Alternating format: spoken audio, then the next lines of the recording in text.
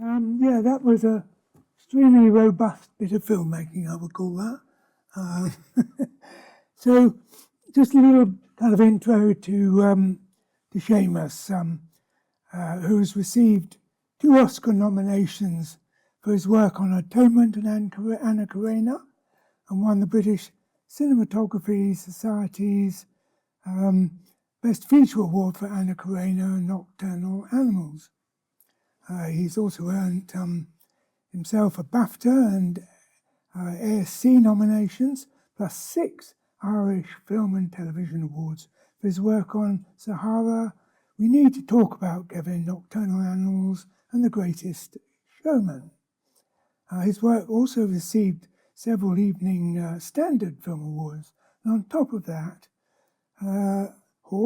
Seamus received the Royal Photographic Society's prestigious Luminaire Medal for his contribution to the art of cinematography, along with such people as Jack Cardiff, Freddie Francis, Roger Deakins, Ridley Scott, and our late friend Dick Pope. Of course, both Atonement and Anna Karenina were directed by Joe Wright, who directed what we've just seen. Anyway, that sounds like a chest full of medals to me. I first heard about Seamus in the early 60s, because Seamus had been to the Westminster College to study filmmaking, and I was working with his girlfriend, the very talented director Amanda Pennell, I was working with her on and off. She said her boyfriend was a cinematographer called Seamus McGarvey, and a very ambitious one too. To me, as somewhat of a chilled person who was fortunate to have stumbled into a career of cinematography, I was like, oh yeah, I'm not sure what that really means. So over the next few years, it was a bit like being overtaken by a fast car. And the outcome, who I adore as a person and hugely admire for the cinematographer he's become, is sitting right here. I mention this as I believe there are a good number of new mentees here this evening, and BSc mentors, with us in the audience tonight. And I think the role of ambition and drive will certainly need to play a part in your journeys, even if it isn't in mine. So Seamus, I was bowled over by your incredible work, your look, the incredible camera operating with the wonderful Peter Robertson AOC on this Mussolini film. It's so expressive and engaging. How did it all start? On this project? On this project, yeah. Well, thank you for those words, Nick. It's a pleasure for the BSC to screen it here. It's lovely to see it on a big screen, because I've only graded it in Rome on a small screen, so it's a different experience altogether. But it sort of came from Joe wanting, he'd read the book in translation, obviously, and in the times that are in it right now, he wanted to do something that was urgently political. And when he read the book, he realized how prescient the subject matter is for the times that are in it. And he said, we've got to get involved in this and make something that is reflective and shows how history can repeat itself. It always repeats itself, in fact. And that film as a medium is a tool for us. It's an entertainment, of course, but it's also a way of expression, political expression as well as artistic expression, and the merger of the two makes it even more potent. So, and Joe's ideas are not agitprop ideas. He's a visionary director, and he always finds ways of telling a story, camera stilo, with his lens, our camera, our team, and the unique modes of expression that cinematography allows for, cinema allows for. So that's exciting when you just start with the bare bones of a black and white script on a page and start to imagine into the film. I mean, this is for TV, but I don't see any difference in the approach. We treated it just like we were making a film for the big screen. And it was just a really, really lovely time of sitting in camera over a couple of cups of tea in Joe's house and thinking about how we might tell the story with the camera. It was really exciting because the book is quite different. The book is full of a lot of detail, a lot of documentary detail, obviously with fictionalized elements as well to bolster it. But essentially the facts, and certainly the speeches and all Mussolini's words in Parliament are all absolutely word perfect. The speeches that were read, those that occur more importantly later in the series. There are 8 altogether. We just saw the first 2. But it was really frightening when you actually get to read those scripts and you feel and see the echoes of our contemporary world and the sentiments in them. Yeah, I think that is definitely true. The frightening Corollary. similarities to what's going on in the kind of behaviour of some of our humans on the planet at the moment. Yes. So how far did you go with sort of pre-visualizing in those early conversations? You were sitting in England? Italy, actually. Well, I live in Italy, so we were in Italy, and we were either in next door to me is a house that Joe goes to regularly with both mutual friends, and this amazing person, and we did a lot of work there in the tranquility of the countryside, Tuscan countryside. We did a lot in London, and then eventually in Rome, because there was over 120-day shoot. There was a lot of prep, so I came on quite late to the project.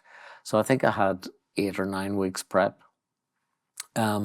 But so that was quite intense, but there was non-consecutive before that was a bit more easeful. And that's the real joy of pre-production, when you're crystallizing ideas.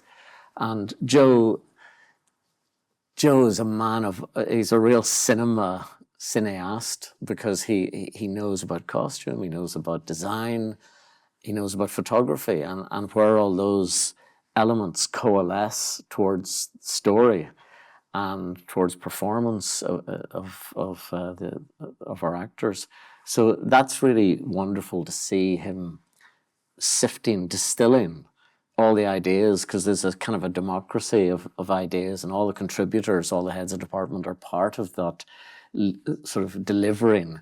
We're like hunter-gatherers of ideas, and we come in and say, what if we did that? What if we did that? He says, yeah, I like that idea, but I don't like that. Or I take this one. And gradually there's a rattle bag of notions that then becomes refined and sorted out and compartmentalized and becomes more coherent, and ultimately goes through this portal of his directorial vision. And that's really lovely to see, because it has a coherence, and that's also bolstered by the sound and the music, and all those things have his cinema signature over them. But Joe Wright is very open to the collaborations of the people he works with, and that's really exciting as a cinematographer, that you feel like you're making a contribution that is valued. Okay. So as you were kind of going towards the actual shoot period, you were deciding on technical elements. How did you test out how you were going to shoot it? Was it going to be on film originally? Oh, we wanted. Was it always going to be a digital? We did want to shoot on film, but we decided we couldn't for various reasons, and but we just discovered the new RA35, and I'd done some testing with that with the Alexa 35, yes. Yeah. And I was really, really impressed with that. So we knew that it would give us the ability to photograph in low light, in good quality with low light. A lot of the film was shot in extremely low light conditions. But we still wanted to make it feel messed with. We wanted it to feel, soupy and dirty and nicotine stained and I can't curse on the TV, can I? But the edges, we wanted vignette, we wanted softness at the edges, we wanted a sense of imperceptibility and clarity, a mixture of those things. So the digital allowed us to do those things and push the edges of them, push them to the edge. But, that's how I got grey hair, was shooting on film for most of my career. So it's only recently that I've been able to know what I'm getting right in front of me. So we took it to the edge of darkness. It's a thin line between dark and fired at times. But we did toy with different lens systems. We wanted a softness to the lenses, a kind of a vintage quality.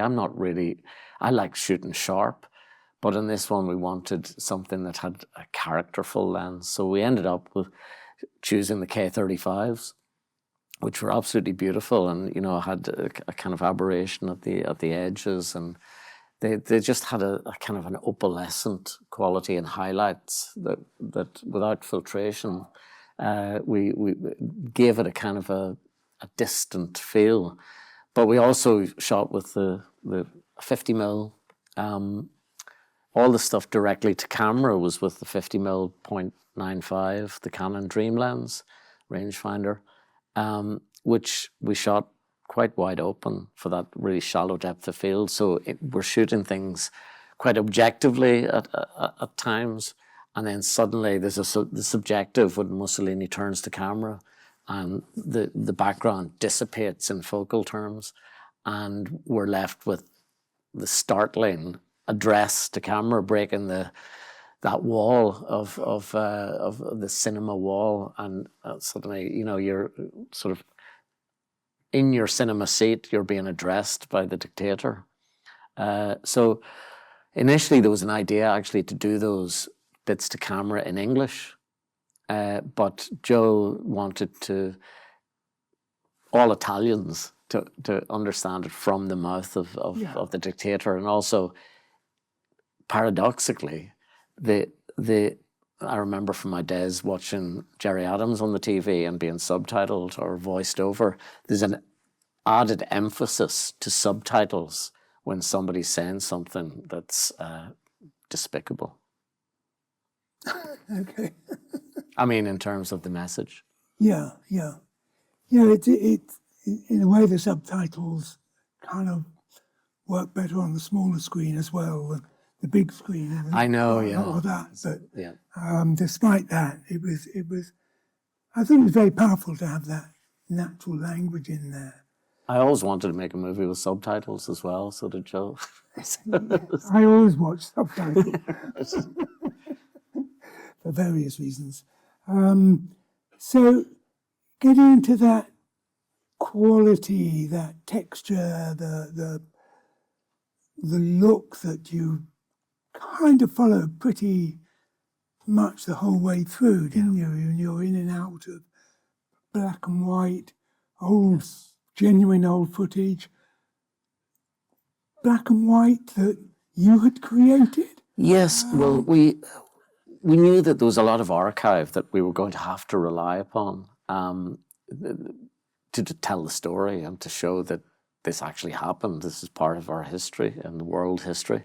So, but at the same time, there were elements that were required to be depicted in the script that we wanted to make look like archive. Yeah. And when we did some tests with shooting on film, like 16mm film, it wasn't archive enough.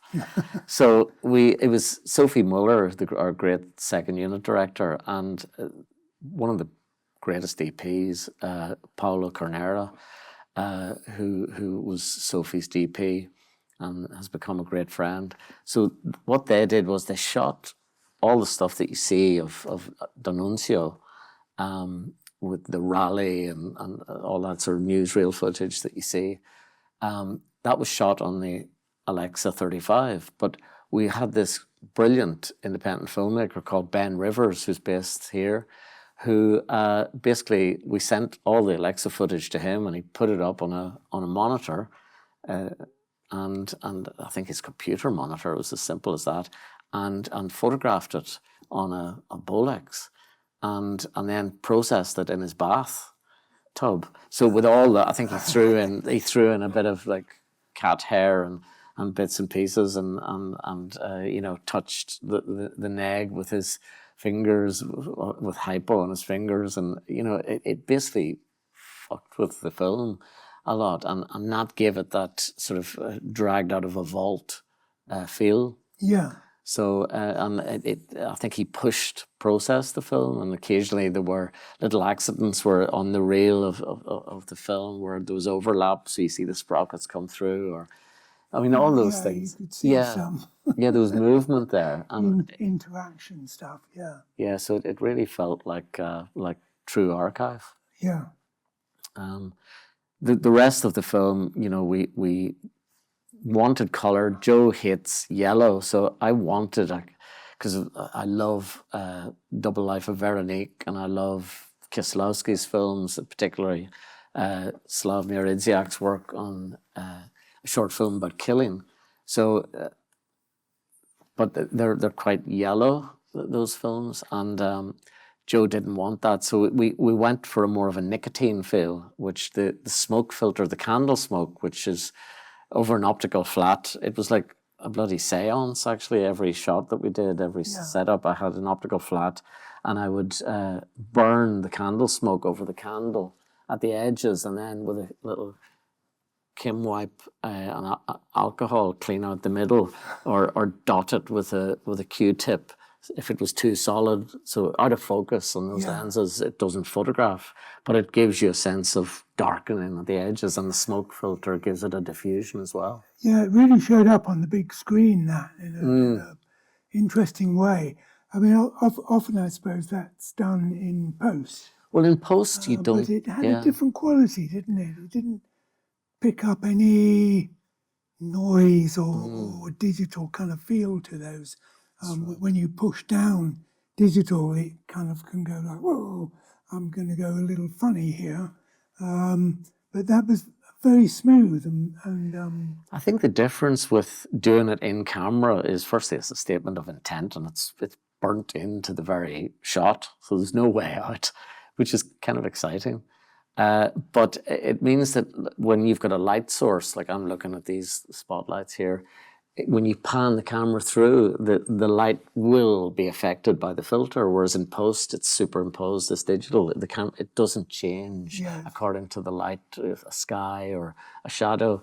The character of the filter changes according to what you're looking at. And we weren't afraid of it feeling like stuck on. We wanted it to feel really hand-knitted and amateur. So were you making those as you went along? Yeah, every day. It was like, like I say, it was like a bloody seance every shot. We were like burning these things. We might have time to look on the screen as one example of that. Okay. That kind of stuff. So the one of the things that's, I think, very strong on this is both the camera choreography and the choreography of the artist, and the frames and the tilts and the mood of that. How was that happening then? Would that be Pete and Joe working together while you're kind of wrangling Yes, I mean, we were so lucky. I mean, I've done 8 or 9 films now with Pete Robertson, and it's just a joy to work with him. This was very different. But it's the choreography that you describe comes from, it really is a democracy of that between the actors, between Joe, Pete. I do get involved, and Joe every day writes a shot list, and we get it in the morning, and it's on a little sheet of paper typed up every day. It's a wish list of shots, but generally speaking, it's always adhered to quite assiduously. But there's different magic that comes when we get the actors in a room, because they'll say something, and we watch the rehearsal. Pete and I'll sit in the corner and watch the rehearsal, and work out how we're going to break it down. And Joe always has very clear notions of what to do. He loves doing things in oneers, which sometimes works, sometimes doesn't. So we kind of debate about how we're going to break down the scene. And then, you know, I'll fine tune the lighting while Pete's doing his work with Joe, and Joe's working with the design and all the other elements. He's very much in everybody's area, in sort of encouraging and pushing people. He always pushes me towards. I become a different DP with Joe Wright than any other director. Go further. Yeah. But he has got restraint. That's the lovely thing about it. This one, it wasn't about a carousel of symphonic possibilities. He was just like, this is our language. Let's say that we've got rice and peas on this one, and that we don't have the whole smorgasbord of possibilities in terms of cinematographically speaking. Yeah. So you were working out as you went along the kind of mode of finding those angles and we wanted to play with the obstructions rather than the possibilities. Yeah. It was about setting up our obstructions and a more rarefied palette of possibilities. Yeah.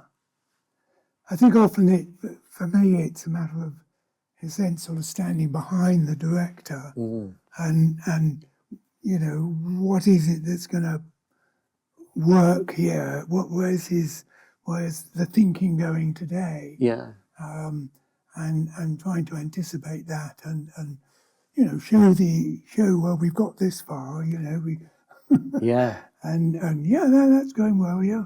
Well, that's it. Joe's very into that, and ideas do crystallize in the here and now, and he's very good at adopting or discarding those ideas. And Pete is such an amazing collaborator, and Pete gets the call for the job before I do with Joe. He always does, but and rightly so. But there's a great. Where did the mirrored floors come from?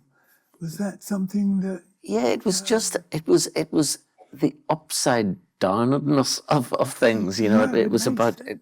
We wanted that sense of the world's going pear-shaped, the world's going upside down, and that there was also a sense of narcissism and what a mirror connotes in that sense, and also it's just fun to play with reflections. Yeah. So just on a sort of purely selfish photographic level, we're just like, well, let's you're to blame. No, it was Joe. It was totally Joe's idea, but it was fun to. Yeah. And that came in quite early in the process? It was early on. We had this amazing production designer, Italian, Mauro Vanzati, and you know, he just went with all Joe's fantastic ideas, and you know, the that room with the futurist wallpaper and the pattern on pattern on pattern, and the futurist kind of like graphism. And you know, all the costumes reflected that too by Massimo Contini. You know, the jagged edges. We wanted a sense of, you know, well, an innocent notion of speed, and that the world was changing at a rapid pace. It was going from the eye through the eye of the needle, and that necessarily was creating friction, fraction, and kaleidoscopic kind of chaos. Yeah, that was certainly built in, wasn't it? Yeah. It gets more and more as the piece moves on as well. Yeah. Because Italy was in the real doldrums at that time. There was poverty. The troops that had come back from the wars, the First World War, were ignored by the monarchy, and all this was going on. There was such dissatisfaction, and Mussolini kind of went, "Oh yeah, I know who my voters are going to be," and he appealed to those people, but ultimately, sold them down the river. Okay. For vainglorious reasons. On the sort of technical level, that working in those low, barely seeing kind of faces and somebody in a frame, how deep you can dig down there. Do you find that you rely on a monitor, yes, a bit to kind of judge that? Yeah. Well, I've always used my meter, and now when I shoot digitally, my meter is just a badge of office. I still keep it on, but it sort of means nothing now. I mean, we're shooting the next film on film, but so I've got it back, and I'm like, it's okay, it's going to be used, my little meter. But on this one, I was absolutely reliant on Sandro Magliano was the DIT, who was wonderful. And normally I don't spend any time near a video monitor. I'm either by the camera or by the director. But on this one, I spent quite a lot of time just with every setup with Sandro, just making sure that we had that low register and that I was safe. He wasn't going to let me do anything stupid. But it was interesting because Joe was a great cohort in that, because Joe was able to say, switch off that bounce flight. I'm like, really? He said, yeah, go for it. And it was lovely when you have a director saying, look, we can do this. We know it's Luca Marinelli. We know it's Mussolini. Just show the silhouette of his hat and the coat walking down the street. We don't need to see him. So that was interesting. So suddenly you've got wide shots that have graphism and have ultimately more impact because they're they've got more meaning as an image rather than the information that you might be led into or safely do. I mean, the grade for this was quite quick. I think we graded it. I was going to ask that. Yeah. How many weeks did you have?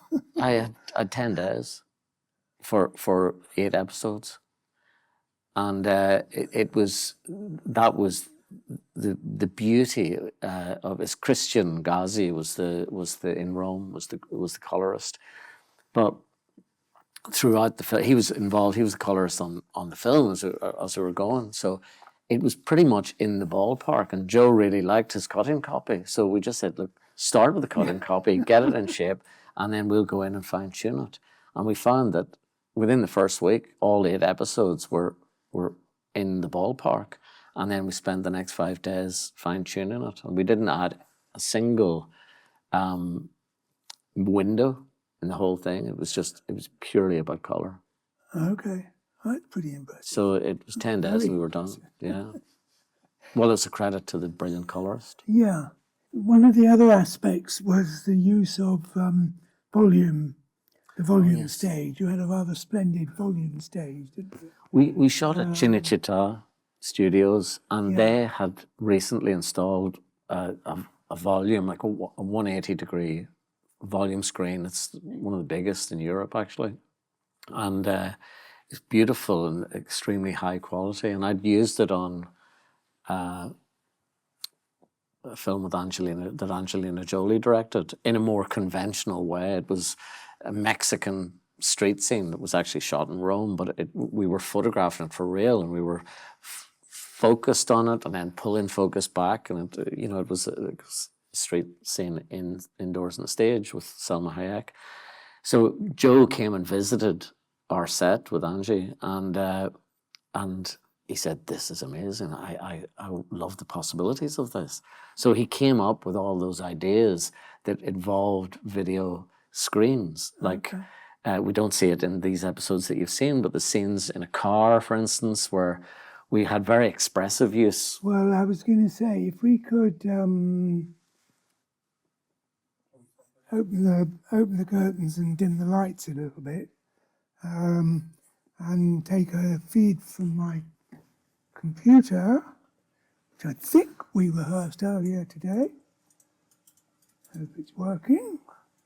So there was a 180 screen, but there was also a movable screen that we could bring in for reflections in the car window. But Joe sort of went really creative with the volume. Oh yeah, so we used Mylar on the floor because it was so abstract and out of focus out of the car. To extend the screen on the studio floor, we just put Mylar reflective sheets, and that just made it wrap. So you're using some seriously interesting images there. Well, this was a ghostly image. It was Matteotti, who's the socialist member of parliament who was murdered by Mussolini and his thugs. And this was his funeral, a depiction of that. And Mussolini and his sidekick are driving past a funeral, a sort of memorial for Matteotti.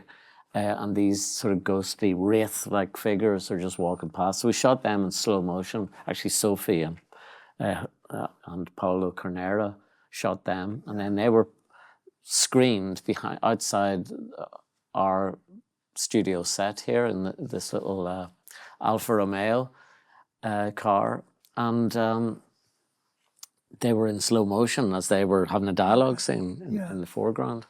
So, and this is a mobile screen on the right-hand side that was in reflection. So you can see the camera there just to the left of that screen. But looking through the window, there was the screen beyond, and then there was the screen here reflecting. So it was... So that is inside, and this would be the train, but I think the interesting one is probably this one. It'll play. So this is this is from this is 8. So this is right near the end in episode 8. So obviously static car, but with interactive lighting. But we used all sorts of stuff. In fact, we used some footage from The Soloist, an old film that Joe and I had done, of colour. And it was all cut together in this sort of melange of abstract imagery. We even used Dziga Vertov's Man with the Movie Camera. We used kind of socialist agitprop films. And just, it wasn't, we wanted an avowedly non-naturalistic approach to the driving stuff. We just wanted kineticism and movement and the passing of time, just to focus on the faces. We just wanted stuff happening in the background. So, but the stage was great for that. There were also scenes that we did where actually me and Danny McGrath are in the film as extras, as priests. We played priests. And there was a detail of Storaro's favourite painting, the martyrdom of St. Matthew. And that was in the background of the shot. And it was just on a podium, there was just a cardinal, and Mussolini had to go and kiss his ring. And me and Danny were in the background. But so there were abstract scenarios like that throughout the film. It got more and more expressive as the series went on. It starts off quite conventional in terms of the narrative, but it becomes more evocative visually towards the end of the series. But I had this amazing gaffer who's done 17 films with Vittorio Storaro, Stefano Marino. And it's just really lovely when I've done 3 films with him now in Italy, but just when you work with people from different countries or somebody who's worked with different DPs over a long time, the amount of knowledge, it's like the most amazing film school you could possibly have. I just learned so much from him, because I'd say, well, what if we, you know, have a bank of 5Ks there? He was like, no, let's do it this way. And I'd be, okay, well, just, you know, you show me. So it was lovely to have somebody that you completely trust, and they know what you're after, but they do it in a much better way than if I prescribed what the lamp was or how to rig it. So the last thing, and then we'll open to the audience, was your lensing, the particular choice of lens and the look that you achieved from that. Yes.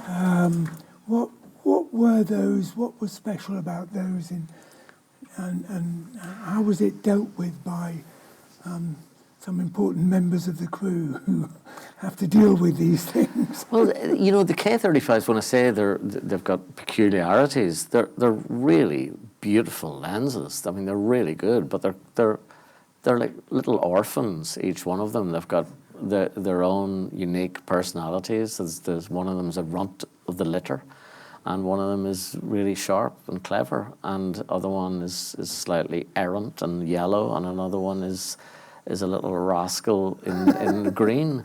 And so they've all got their own personalities, which allows we had all these presets with Sandro Magliano, the DIT. So he would say, oh, here's that runt, the 75. That's the preset that takes care of all its errant aspects. And that meant that they all had this little family of lenses became not homogenous. They've all got their own characters still, but at least they were more balanced. Manageable, yeah. But we also had them, they were rehoused lenses, so they had bigger datum lines, so it meant we had the most incredible focus puller, Lele Lurini. I mean, you can see that even with the 50mm wide open, there's not a soft shot in the film. Wide open being? 0.95. 0.95. Yeah. So it's called the Widowmaker, the lens, and about every day, we got a big box of Pampers in for him every day, and they were all used up by the end of the day. And is he pulling on a monitor with all those aids that are around these Lele, days? the weirdest thing is, and it drives me nuts now that I don't have the focus puller right there by my camera because I would do another camera from time to time. Pete and Emiliano Topai with the A and B camera, but occasionally we would work with another camera that I would operate. But he was just amazing. He's one of those focus pullers who just knows how to do it. He still works off of Preston, but he's there by Pete, and Pete's like, come back, or he's able to have discreet communication.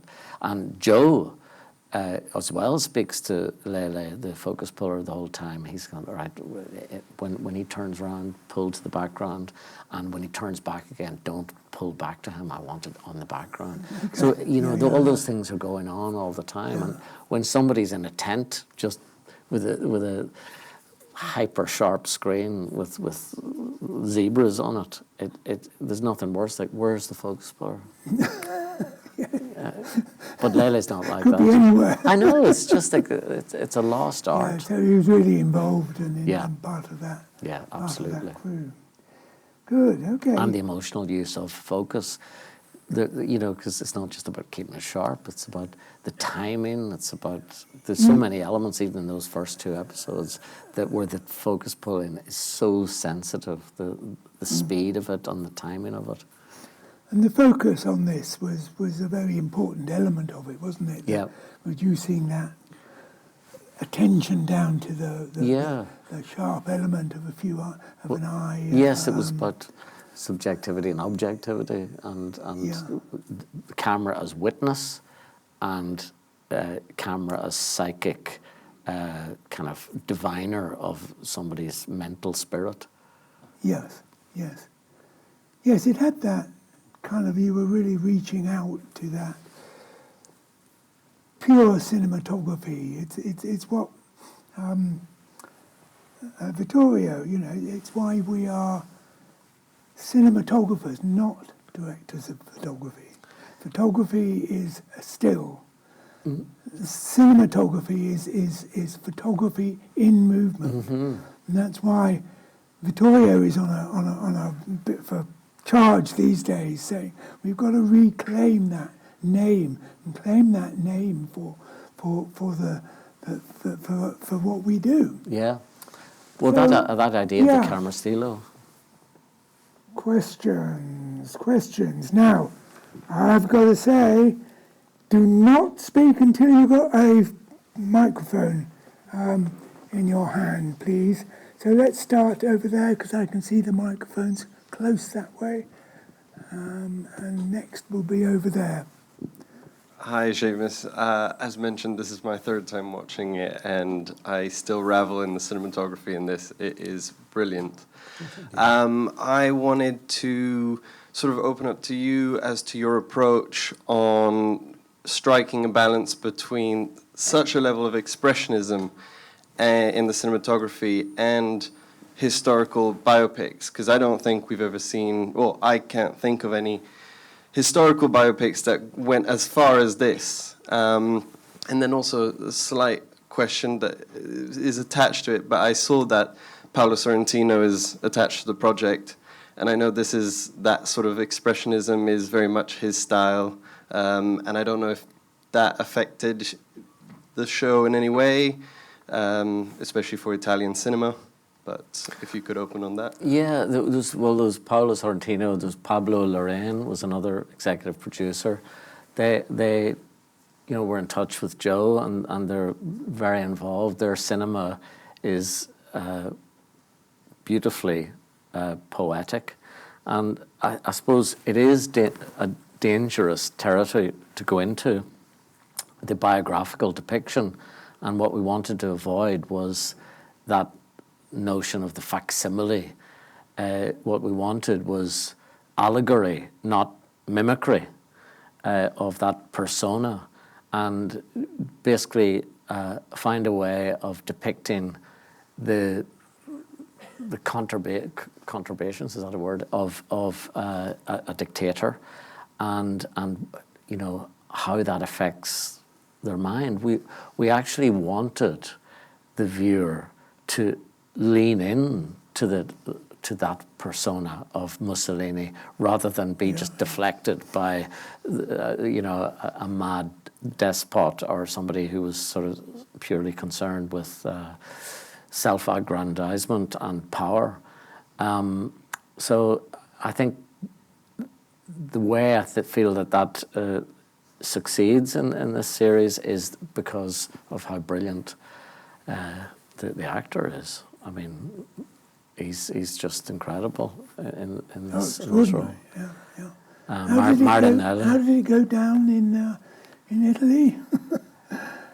It caused well, people did like it, and it was very successful when it was on the telly there.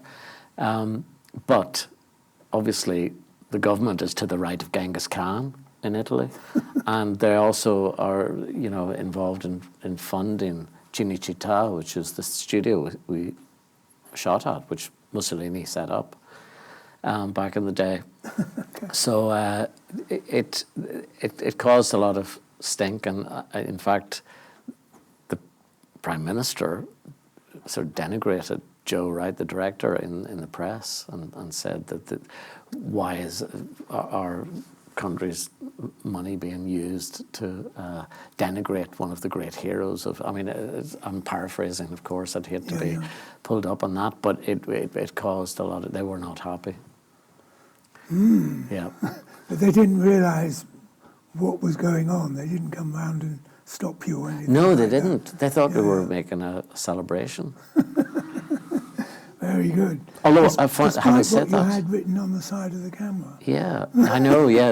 On the side of our camera, we had a little sign come from Woody Guthrie, what he had in his guitars, that said, "This machine kills fascists." There was a little badge on the mat box. Very good. gentleman there with a hand up. Angus. Angus. Oh my goodness. You've got the top light. Yeah. It was lovely seeing sort of your roots in music videos coming out, and that sort of that aesthetic a little bit in the sort of more montagey sequences, and also the sort of the narrative sequence. It had a real it took me back to the 90s. But I mean, did you know what you were getting yourself into with this? I mean, it feels like you might have shot one film and it's ended up evolving during the course of shooting and then in the course of editing. Has it turned out how you imagined it when you first started reading that script? I think it's different. All films kind of migrate as you make them because of obstacles that come your way or opportunities that lead you down a path. We started with that notion that music was going to be very important. It's interesting you picked up on that because Chemical Brothers did the soundtrack. Well, Tom Rowlands did the soundtrack, and that was something we used some of their music for playback. A lot of those sequences that we shot and that Sophie Muller and Paolo shot, extreme violence, were done to like really banging tracks. And that creates a sort of syncopation, and it's different when you have like a bass bin and a huge speaker. People get really into it because it coordinates movement, so it sort of synchronizes actors' movement. So it has a rhythm, and it actually makes it. Valerio Bonelli said it cuts like butter because there's so much the rhythm to this track that Joe would choose to shoot the scene to has a continuous rhythm. So you were playing that on set? Yeah, Okay. for a lot of it. Not always, not when dialogue was required, but it certainly, Joe does that a lot. He often shoots to playback. We did that in Atonement with the Dario Marinelli had devised a typewriter score, a temp score, admittedly, but it meant that Saoirse Ronan's footsteps were like metronomic, and so music's very important. Sound's vital to Joe, but also Sophie Muller was our second unit director, who's the greatest music video director in the world, I think. And so she brought her sensibility to those sequences, which are kind of acrobatic in their cinema.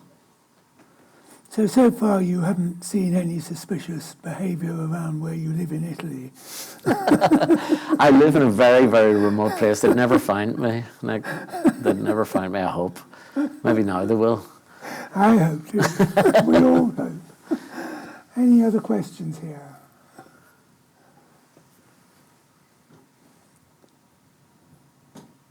Hello. Hello. Would you tell us about the first shot, the opening scene, how you put that together from the kind of black box to the opening in that room? Yes, we wanted like an address to camera and to establish that as a technique for the rest of the series, and to sort of lay our cards on the table effectively. So, but we also wanted it to be first person, and to show the kind of the self-centeredness of Mussolini, that he's literally talking to himself in a mirror, alone in a room, in a dressing room before he goes on stage. So we built that. We'd done it a few years before in Black Mirror. We did a mirror shot that was a fake mirror, so the person's washing or doing makeup, but they're looking into a cavity, a gap.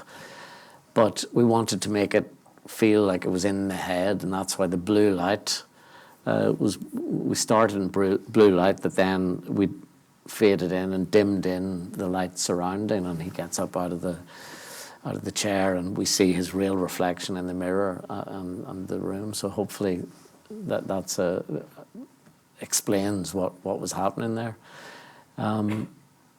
So yeah, that was the opening, and we wanted to also suggest in that the way that scene finishes, once we introduce the war veterans and the injured people and the people who lost their limbs, we wanted to show how cinema was an important part of that, the propaganda machine. You know, he set up Cinecittà. That's why we got this old projector, and that he is projecting, but he's projecting himself onto the screen. So he knew about the power of propaganda and the power of film for connecting with the masses. So he's projecting a film of himself on the stage. So we had this sort of little oscillating LED light that was creating a kind of a flicker effect on him, and we made that into Ben Rivers rephotographed our footage as pseudo archive. So we just wanted to sort of lay little clues for the rest of the series there, the straight to camera stuff, and it also introduced those characters, his cohorts, his entourage of thugs who would appear and continue through the rest of the series. Very good. I think we've got time for one more, if there is. Okay, everybody's pretty satisfied. There's and Chris. Blown away, I'm sure. Look here. Our dear President. Just waiting patiently. Yeah, wait patiently. You'll get into real trouble. I just wanted to the sequence in the prison that starts off like a incredibly expressionistic moment on a stage. How choreographed was that from a script perspective? How did all of the elements of it come together, and how playful was it once Luca was around, or had you predetermined everything before the actor steps on? Well, that in the process of scouting for locations, that was in a villa outside of Rome, Frascati, and we were upstairs looking at rooms for other scenes that we'd never used, but we just took a little wander while we were down there, a little scoot around, and found this. That was a cistern, but it opened up those apertures that were onto the main courtyard, and they were open to the air, but they were to gather rain, and that, you know, back in the day was flooded with rainwater, and it kept them through the summer with water. So Joe was like, this is perfect. This could be the prison. This is because we were looking at other prisons, conventional prisons, and he said we could make this a real like prison of the head, and that's why we had these spotlights through the grills, and we decided to, you know, pour rain through it and fill it full of smoke, and have these kind of wraith-like prisoners all sort of tramping around in a circle, and that was something. We had somebody who was into movement. Joe's very into dance anyway, so you know, we had a choreographer involved who, you know, said, well, let's keep this circular thing going and we can go on the move. We had Pete in a little rickshaw, you know, the Steadicam. Well, it was a Steadicam at that point in a rickshaw, leading him, following, and then doing big wides. It was like we shot with a 14mm on the wides, and it was all lit from these points of light that came on a cue. It was very theatrical, you know. He was lit in one spotlight, and then suddenly bang, all of them come on, and the rain kicks in. So it was fun to do things like that are consciously theatrical. So last question from me.